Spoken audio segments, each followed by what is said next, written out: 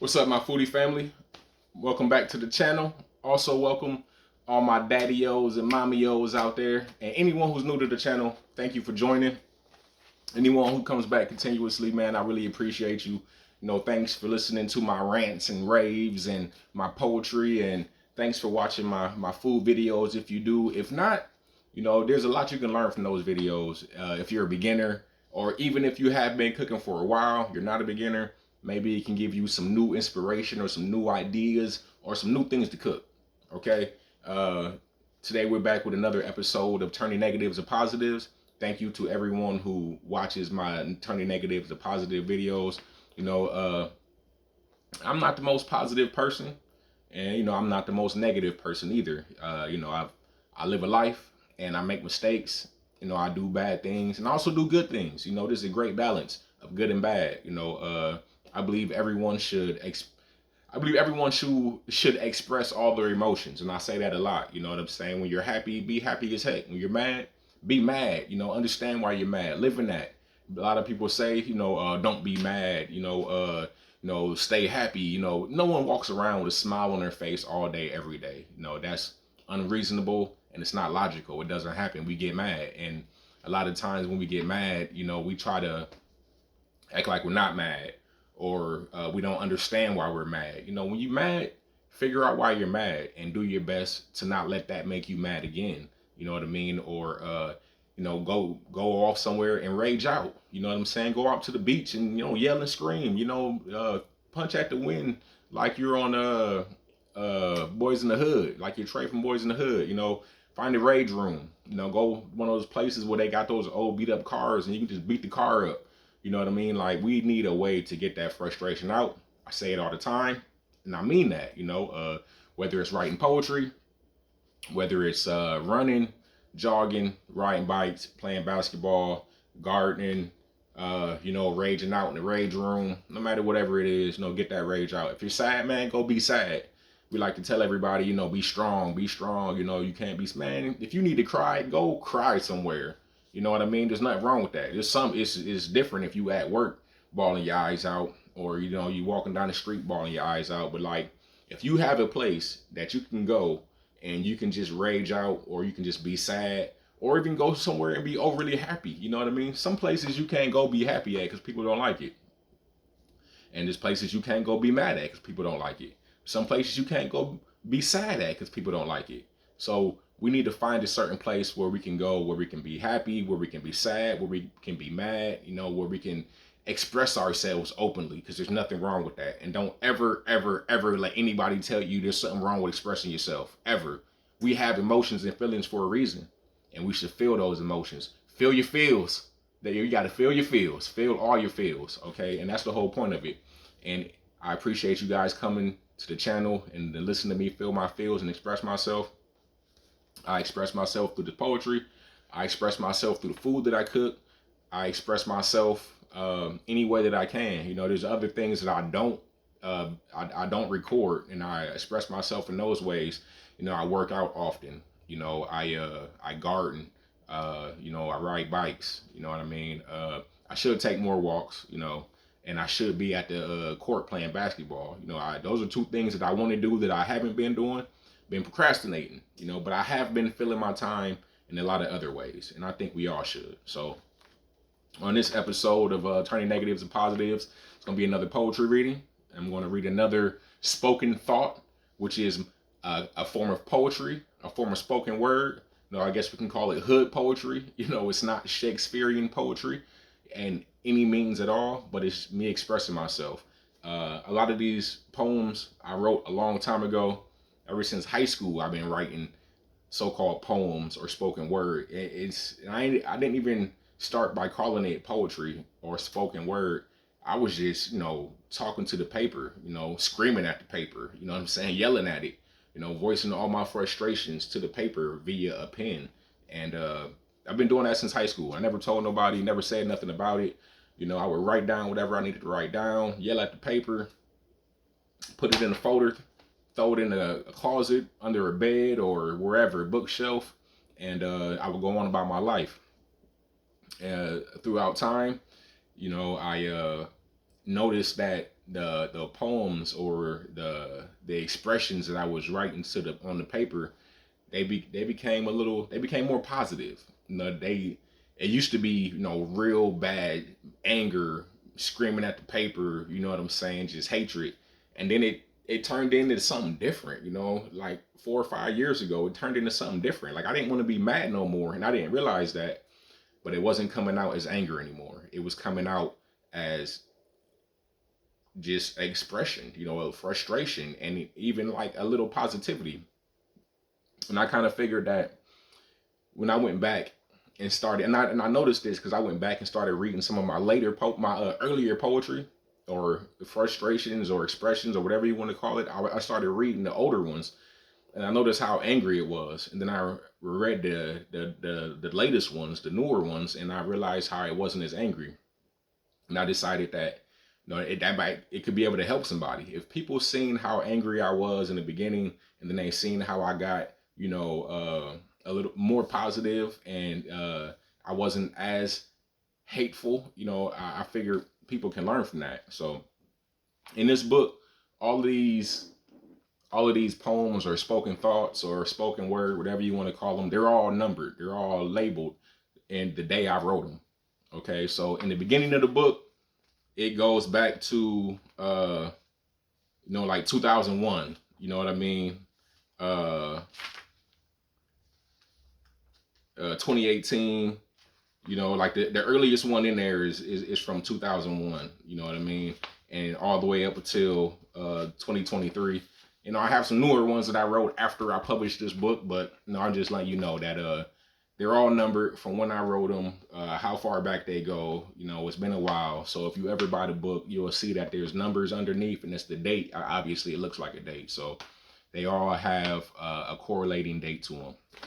Okay, enough of me rambling on. This spoken thought is called The Promised Land. Okay, what is the Promised Land? Does anybody know? We all talk about getting back to the Promised Land. Well, a lot of people talk about getting back to the Promised Land. Not everyone. I mean, it's something that I thought about. The Promised Land is supposed to be home. It's supposed to be a better place. It's supposed to be us going back to people going back to where they're valued or where they're wanted. You know what I mean? But what is the Promised Land? You know what I mean? Like, I don't think it is what we thought it was. I don't think it's going back to Africa. I've never been there. I was born and raised in America. You know what I mean? I'm an American. You know what I mean? There is no going back to the Promised Land. Going back to people who look like us, think like us. I don't know. I don't think or look like an African. You know what I mean? So what is the Promised Land? All right, here we go. The Promised Land. The Promised Land. It's in my plans. But what is it, man? Do I understand? Am I awoken? Is the promise broken? Can we see it clear without it spoken? Are there better days, or is it just hoping? Strategy or wandering? I just be floating. Hands out everywhere, not to catch me. They are just quoting. I back up slowly. They mean well, you gotta show me. You don't know me. Broken promises lead to okie dokies. Like I said, getting to the Promised Land was in my plans. But what is it? You know what I mean? The Promised Land can be right here. The Promised Land can be in America. The Promised Land can be your own home. The Promised Land can be in your mind, whatever you want it to be. Do I understand what the Promised Land even is? Is the Promised Land something that we can see clear without it being spoken? Man, is it broken? You know what I mean? Like, are there better days? Do the days get better? Or is it just hoping? Is there a strategy to what I'm doing? Or am I just wandering? Am I just floating? Am I just here? Am I just living life? Or do I have a strategy? Do I have a strategy behind the way I'm living? Do I have a strategy to get my mind to the Promised Land? Or am I just wandering around, living off broken promises? Say there's hands out everywhere, but not to catch me. They are quoting. And what that means, it's like when you go to get a quote on the car, they tell you how much it's going to cost. So people have their hands out, but not to catch you. They just telling you what they want. They're giving you quotes on how you can help them, but they're not telling you how they can help you. You know what I mean? Is that part of the promise? Is helping other people continuously without getting help? Is that part of the promise? You know, so their hands are out, but not to catch me. They're all quoting. So I back up slowly, you know, like, hey, I don't know what's going on. I don't know what you want. I can't help everyone. So I'm gonna back up a little bit. Like, I don't know what to do. You know what I mean? They all mean well, you know, but you got to show me. You could tell me you mean well, but words and actions are two different things. Just because you say you mean well and you've never come around to help, you've never been there, you know, you've never done anything for me, but you always want me to do something for you, and then you say you mean well, I don't know about that. I don't think you do mean well, you know? I think you're out to get me. And then you have to be careful because broken promises can lead to okie dokies. So people can tell you they mean well. People can tell you that they can make these promises to you and say they're going to help you or going to be there for you, or you know they can make whatever promise they want to make to you. But if you listen to these promises and then you're hoping people are going to fulfill the promises they made to you, and they never even planned on fulfilling that promise, you know they set you up for the okie dokie. You know that's what that means. Like a broken promise is a okie dokie. Somebody just set you up for the woo woo. You know, you're a fool. Boo boo the fool. You know what I mean? So those broken promises just mean that people were getting over on you. So you can't believe everyone's promise. You can't listen to everyone. You can't believe that everyone means well. You got to show me. You got to tell people to show you. You got to let people show you who they are. You know, give people enough rope.